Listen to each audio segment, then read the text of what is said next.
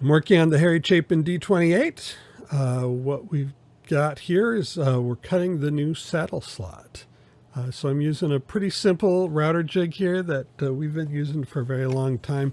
I've tried more complicated jigs. The various companies that make such things have jigs that allow you to sort of make small adjustments, and none of them are any better than this in the end, because you still just have to take the time to adjust them. I really like this one. This is just laying it out. Obviously there's going to be clamps on there, as you'll see. And I've got that little bike light that sticks to the router magnetically just while I'm doing the layout to help me get everything, so that I can see, because, can't see in the dark. You could a little bit when I was in my 20s, but now at 50, that's pretty hard. So this jig is pretty much like any other for this. It just holds the router in the right place as we pull it across.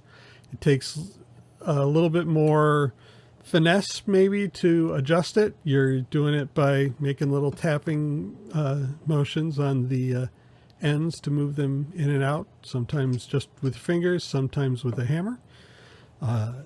Then we get 4 of the Clemcia cam clamps on there to hold it in place. They work really great. I love those clamps. You can see here this tape, the 2 on the end of the saddle slot are used to lay out the ends. I leave that on there, and that's what I route up to. And this one that I'm taking off just is right on that the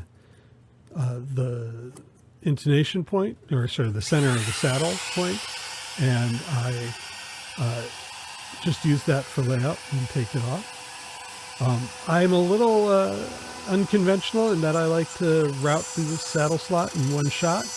I find that it just makes sure that I get everything done before any small movements in the router jig. Not that that often happens, but you want to be careful.